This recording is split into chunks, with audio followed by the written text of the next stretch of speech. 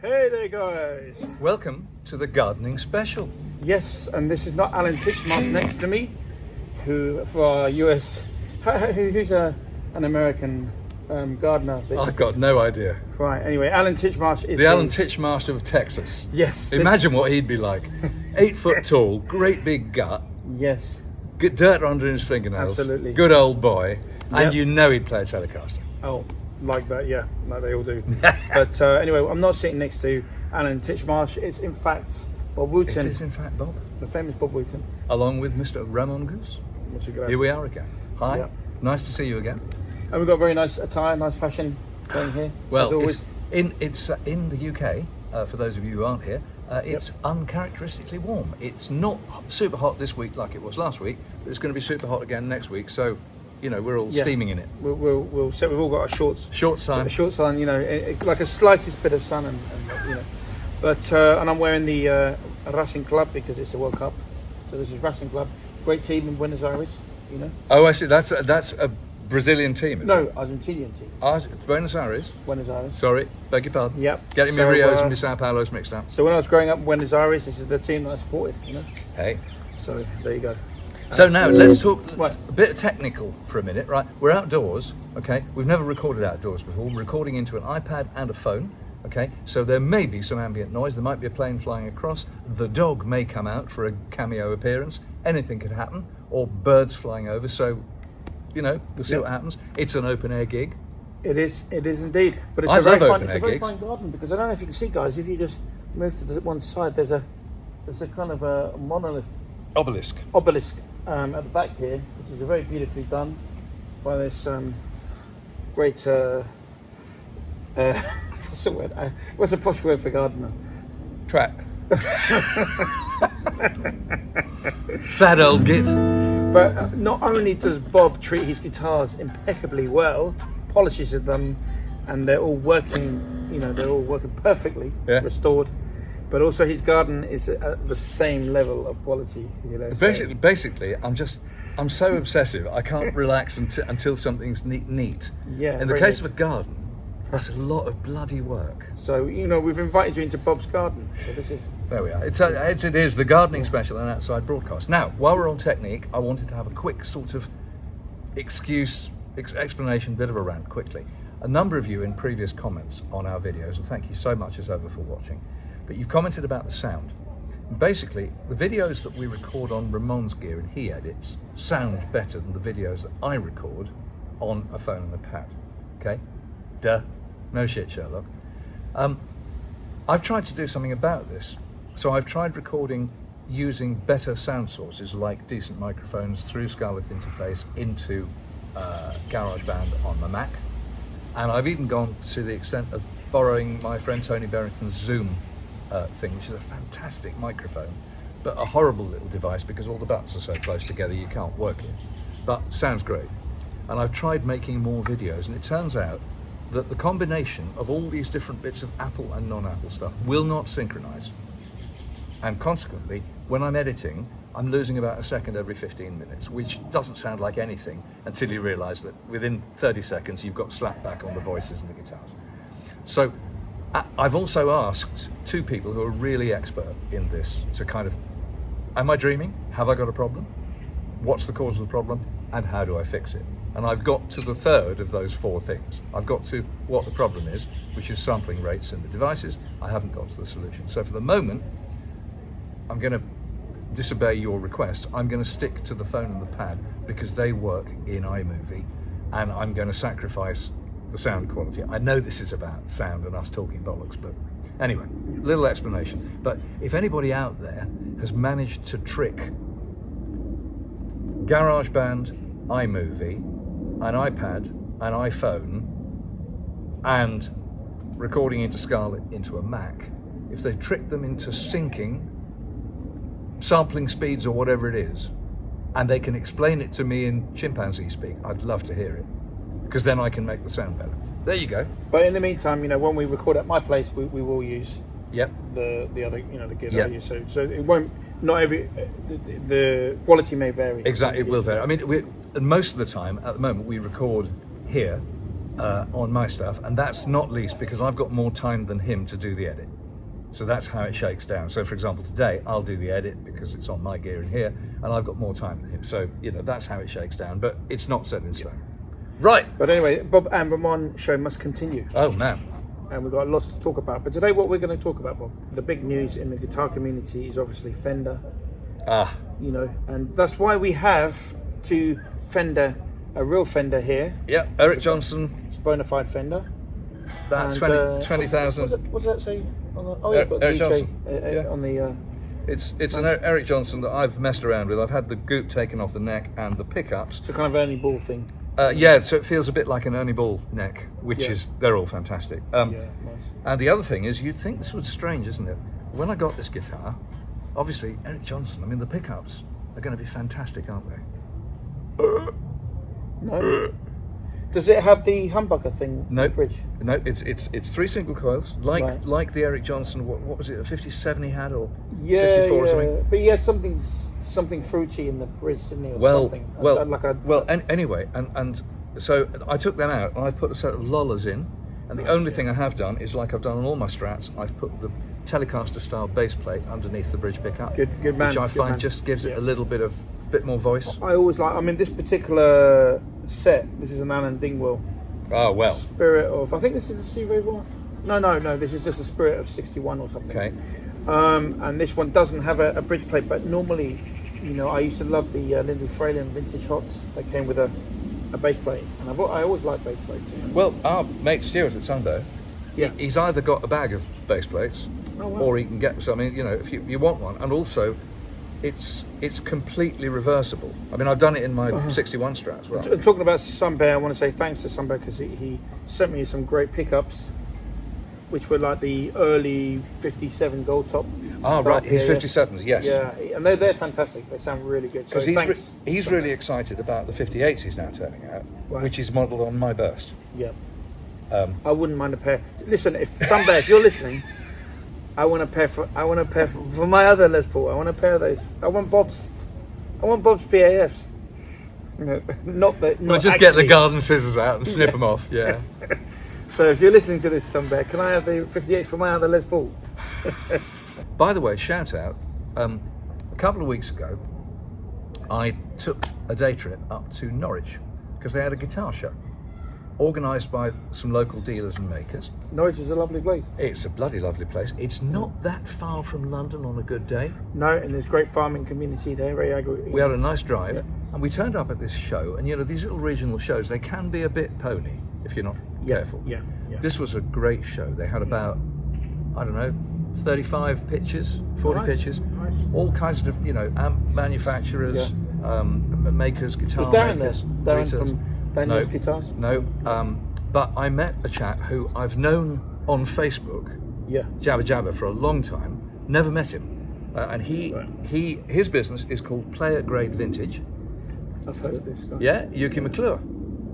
Right. I've heard of him. If you're into these old things and you're on the forums, you will see Yuki. There's no doubt. But I'd never met him, and he very kindly came up and introduced himself almost as soon as I rocked up. So we had a great chat. And you know, this is one of those guys in that sort of burst and vintage and replica overlap community that knows shit and can do shit. He's one of those, you know, like, you know, in the old days, your Terry from Telford, Yep. your Stig. He's in that sort of environment, right? So he's just an interesting guy. I mean, the usual caveat is I don't mind any of these replica guys as long as they don't say this is a 59 Les Paul. They say this is a replica. Right. I've got no quarrel Right. with them at all. Which would bring us neatly To this guitar here. onto Fender Yeah. and the mess that has come out of some regional court in Dusseldorf. So what happened then, Bob? What happened there? Fender decided to issue a cease and desist. Well, they got a ruling against somebody in Germany. This is just in Germany, not even at EU level, let alone at global level. They got a ruling that basically said that they could they owned and could exploit the copyright on the Fender Stratocaster, which isn't that surprising given that they invented it. Absolutely. But the problem they've got is that, and they then started issuing cease and desist letters to companies who were making Stratocasters. Because the Strat really is defined by the headstock and then the shape. But the headstock was a Bixby. Bixby used this headstock. Well, I mean, if you want to go back far enough, I mean, there was a man called Stauffer in Vienna who inspired the original Charles Friedrich Martin, who then emigrated to Pennsylvania about 1830 or something. Don't quote me on the dates. It's a scroll, isn't it? Right, Like a scroll. and it was a six-a-side with a bit of a scroll. So the Stauffer was probably the first sighting, although there may be an antique from Spain or something even earlier. That was the first, and then Bigsby came along in 1946. And I'm sure they copyrighted it. I'm sure they put a patent in it. But the other thing is Bigsby and Leo Fender used to hang out, both in Southern California, used to hang out the same kind of music. Right. Bigsby was mad about cars and bikes. Yeah. And so they used to hang around, you know, the hot rod circuits and stuff together. I mean, they were friends. So when Leo Fender came along, and you know the first Telecaster was three-a-side. Yeah. It sort of looks a bit like a spade, but literally the first prototype. The second prototype had the six-a-side, and basically he looked at the Bigsby headstock and he thought, that works, that'll do. You've got fantastic straight string travel. This has then bounced all around the world with a whole load of people getting very upset about getting letters from Fender's rather overzealous lawyers. Because Fender was doing this. Gibson was doing this a few years back, wasn't he? Yeah, but they. Because I think Terry from Telford got a few letters. He might have done. I didn't know that. But the thing about that was really very largely about the Gibson on the headstock. Mm-hmm. You know, whereas an awful lot of Stratocasters that you buy these days, they haven't got Fender on the headstock. Like this one here. It's got Navigator. Case in point. Yeah. So, anyway, some of these cease and desist letters arrived on the desks of very, very small makers who basically just got the fear of God put into them. Big lawyers, American law firms coming in. Yeah. But others of these letters landed on the desks of people with bigger cojones. Companies like PRS, who I didn't realise until I read about this, the Silver Sky, which is PRS's Stratocaster-like thing, some years it outsells the Strat. Some years it doesn't quite outsell the Strat, but they're like neck and neck. Yeah. And it is. I haven't got one, it's not to my taste, but it's a really pretty good guitar. So let's just do a little musical interlude. Let's play some Richie Valens, yeah? Come on, let's go. And play Richie Valens, come on, let's go. A, D, A.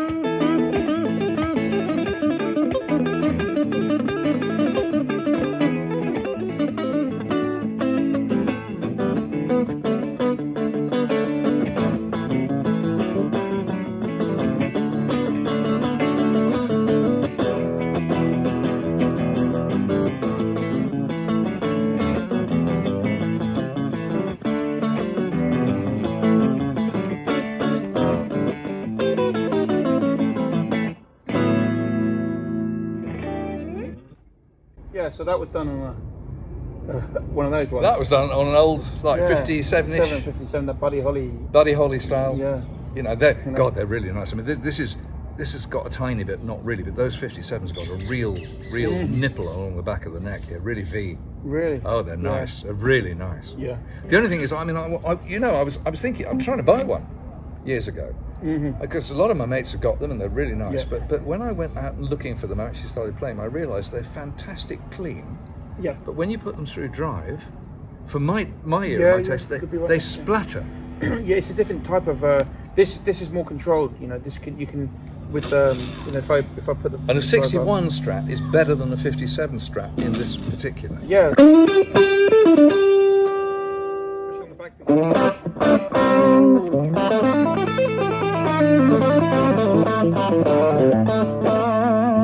more kind of darker sound, isn't it? Yeah. It's an easier sound to. And that's partly the pickups. Yeah. Partly a little bit to do with the material of the neck. Yeah. Also, body material might come into it. It's, you know, it's. Yeah, it was like Steve Ray Vaughan did most of his sort of, you know, playing on the Rosewood Strat. You know, 63-ish was it?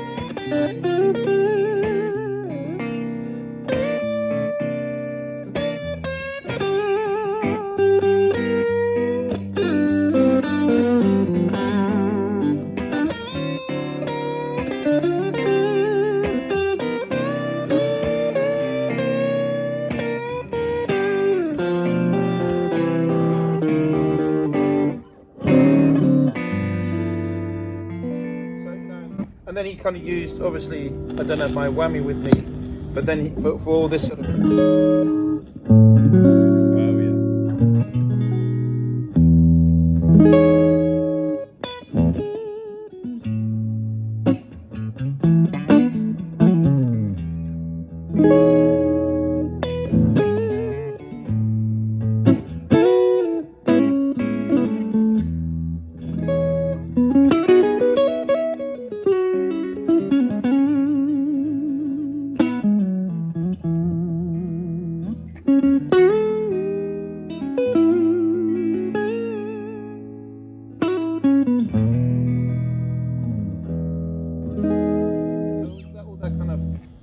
He went for the maple neck, you know, for the clean sounds. You know, he had that Lenny guitar for the ballads, you know? Right.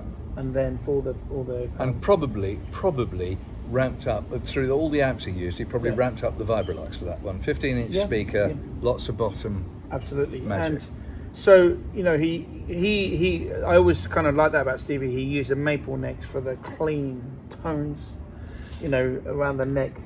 And then for the so you bridge see, stuff, no one's invented a guitar yet. You can go from a foot switch and you can change the material of the neck. No. Give it time. Give it time. Line 6 had a go actually, but Really? yeah. But you know, I've recently thing we wanted to talk about as well in this video is I haven't played Strats for a long time, and the reason I stopped playing Strats because I kind of reinvented what I was doing, reinvented myself musically, and so I wanted to play different guitars, and I got really into. At the moment, I'm really into the whole British '60s sound, you know, like the Les Paul, and I'm standing next to a man who owns a real one, a 1958. But as I was saying to Bob, I've come back to really enjoy Strats, you know, for what they are, because it's kind of a different world. You can live in the, you know, great players like we were talking Matt Schofield, Scott McEwen, great player. They kind of live in that Strat world, which kind of I don't, you know, I guess you and I don't really live in that world as such. I used to, but not anymore. I think, I mean, you know, I've obsessed on this channel about, you know, my quest for my Telecaster and all the rest of it, and I've scratched that itch. But the Telecaster and the Strat for me are completely different instruments. The Strat for me is a stranger instrument. Although I've owned one for years, I've played one a lot. But I think a Strat needs to be played quite hard. You're playing that quite hard. Yeah, you have to really ring it out. You've really got it. Yeah. Got it. It wants, you know. Like a song like You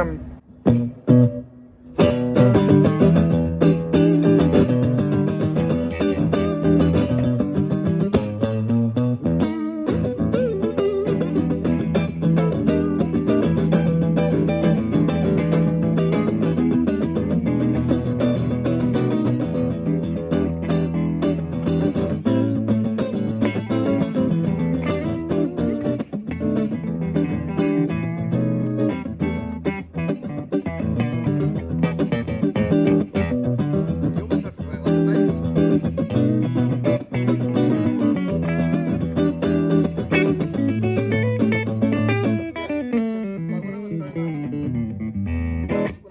and then you get obviously other players like Mike Knopfler, because Mike Knopfler plays very, he's like a, Yeah. Yeah. Gentle. with lots of volume.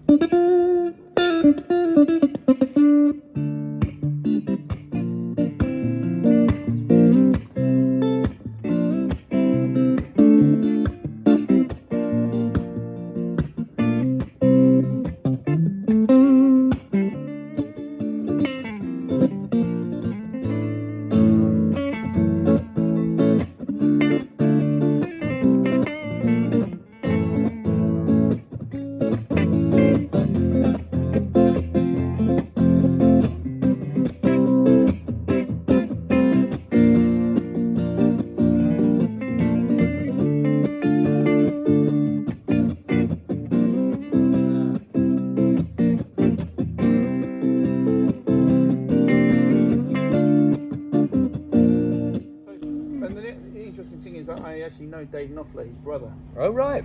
And but if you go back and watch the time when Pick Withers, great drummer, was playing with Dire Straits, you'll see Dave Knopfler, he's playing with his hands, not playing with the plectrum. So he's kind of, he's got this beautiful rhythm style.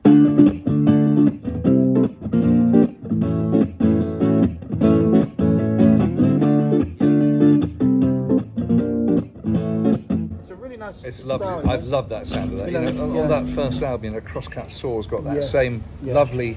You can hear the fingers. It's great. Was it?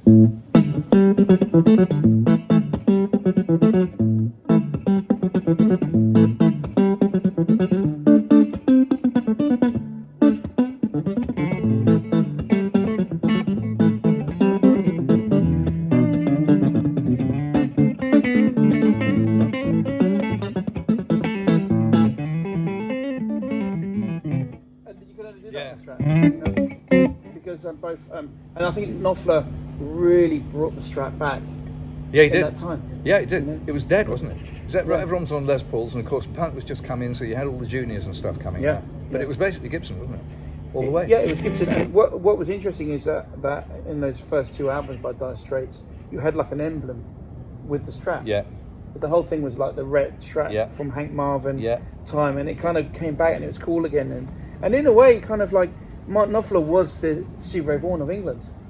Kind of figured about it. I remember I bought two albums on the same day, Talking Heads 77 and Dire Straits.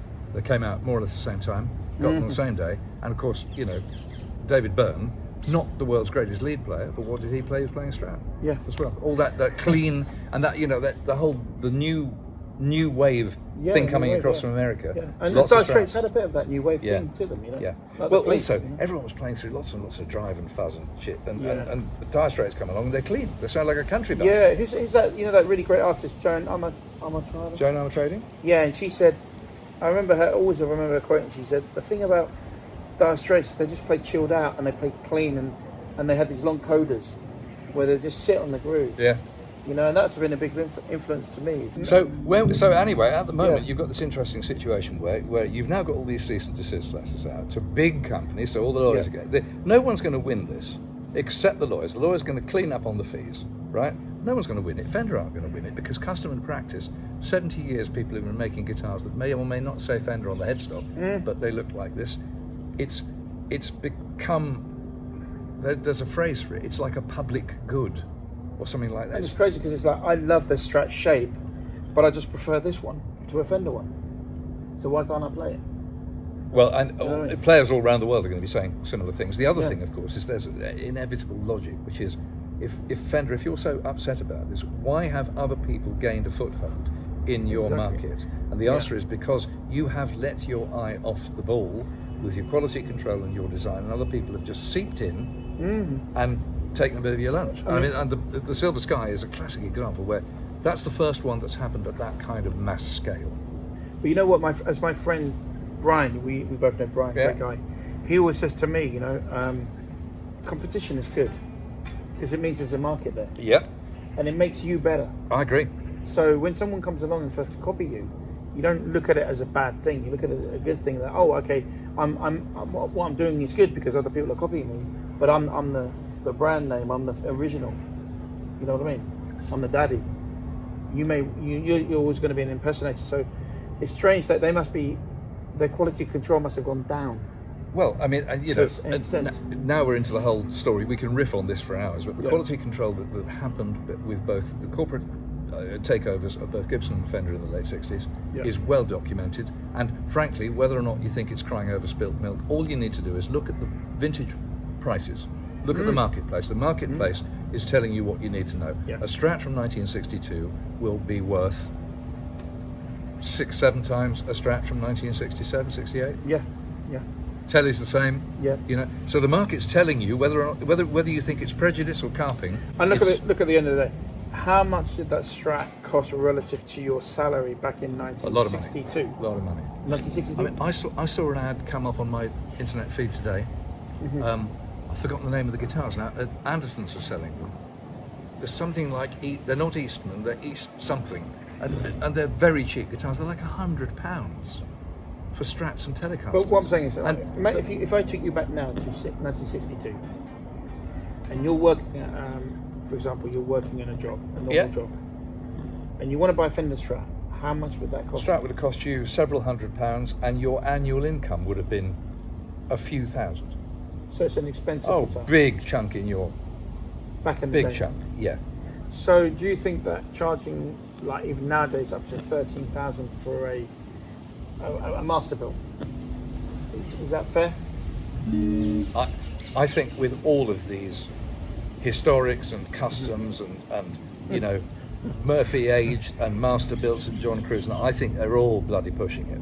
I really think they do, yeah. I think they're pushing it. Because back in the day, Fender didn't do a master build, did they? They just did your standard issue factory guitar. And also, if you let's face it, it's a factory guitar. You pick up, and it really is. I mean, the genius of the Leo Fender stuff, of course, is that it's bolt on. It's not like an artist award. It's mass produced. He could get semi-skilled workforce to assemble it. Gibson had to have craftsmen.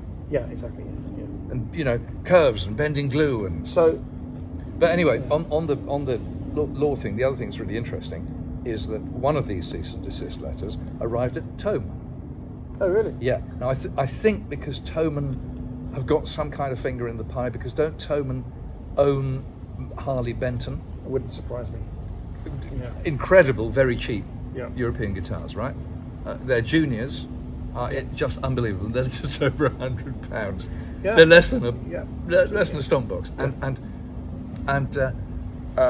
the only thing is that Fender's really rattled the wrong cage here, because this would be a bit like a medium-sized company that makes soup deciding to take on Tesco in the UK, right? Thomann is a colossal company, especially in Europe. Anyway, they are a big deal, and so Fender's lawyers, in their fervour to sue everybody and make lots of fees, I think they've poked a dragon. Yeah. There. I think it's going to be really interesting. As I say, I don't think anyone's going to win. I certainly don't think Fender are going to win. I think the lawyers are going to make a ton of money. Yeah. And then it's all going to blow over, and everyone's kind of going back to what they do now, maybe with a few, they might just change the something. Yeah. But it makes you wonder, because I'm not a John Mayer fan, as viewers will know. As viewers might know. Huh? I don't really care for his music. In fact, I'll catch a few things and think, oh, that's all right. But it makes you wonder why he switched to PRS in the first place. Because he's like the biggest heartthrob Strat guy. How can Fender lose him to PRS? Well, and unlike most musicians, he's extremely talented. He's very good looking. He's cavorted I would with say, a number like, of. unlike most musicians, he's extremely good looking. And he's cavorted with a number of Hollywood celebrities to his credit, which is Yeah, great. so but, why- but how also did Fender lose? he's made because he does both the blues thing Yeah, and he does the pop thing, absolutely. right? And he's made a ton of money, so he could afford. But I reckon. I mean, PRS artist relations machine has been going for a number of years, and it's Well, it started with Santana. yeah, and it started with Santana, and it's really been effective. So I think they probably courted the arse off him. However, you know, like he had a signature thing going. He had guitars with his name on in Fender, but I think Fender must have annoyed him so much. Well, the story that he's published is that he was actually not getting the necessary degree of responsiveness out of Fender to his suggestions, and so he went across the road. Robin Ford said that as well. You know, Robin Ford left he had a signature, and he said pretty much. I think he turned up at a board meeting, and they presented him with a new thing they were doing with his guitar, and they'd made alterations, made it cheaper. And he just said, nah, he walked away. Right. Okay. He went with Gene Baker. Right. Okay. Because so that was when you're talking about the Fender Esprit. Yes. The 335 from Fender, which Yeah. very nice guitars if you can find one. Yeah, but I think he had the same complaint. And, Okay.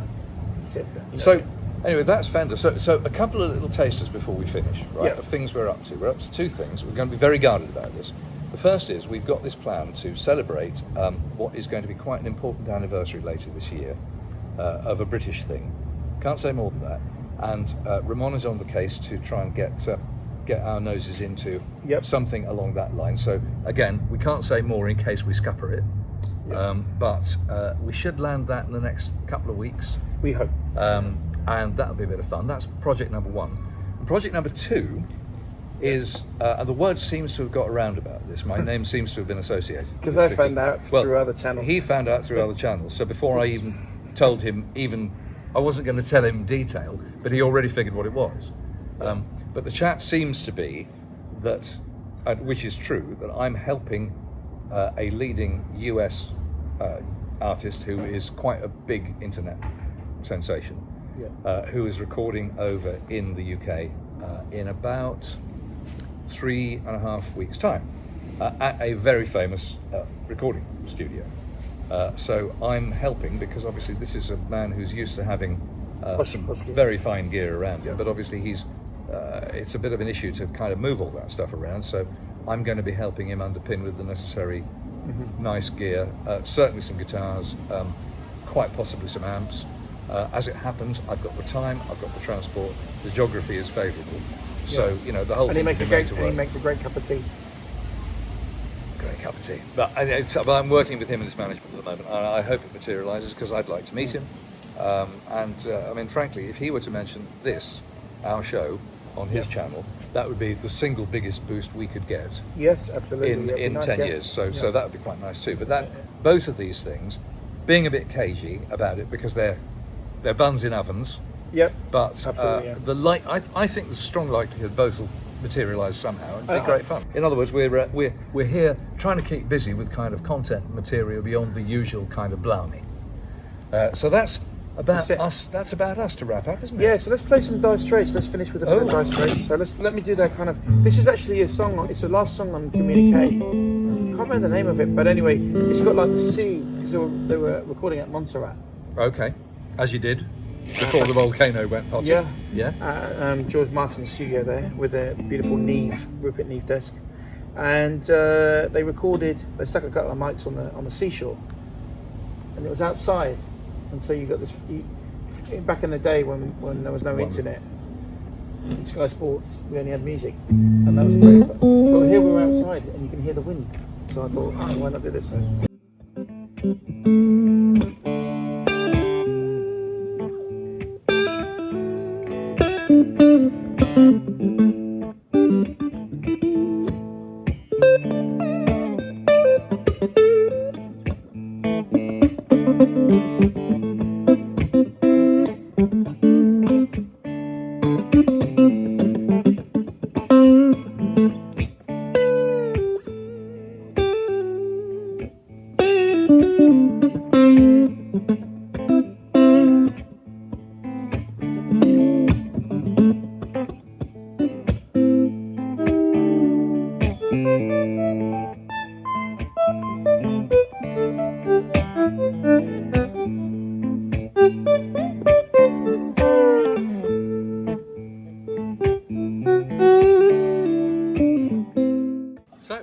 until next time, thank you for watching the gardening special from Mr. Goose and Mr. Woodman. We'll Okay, see you next guys. time. Ciao.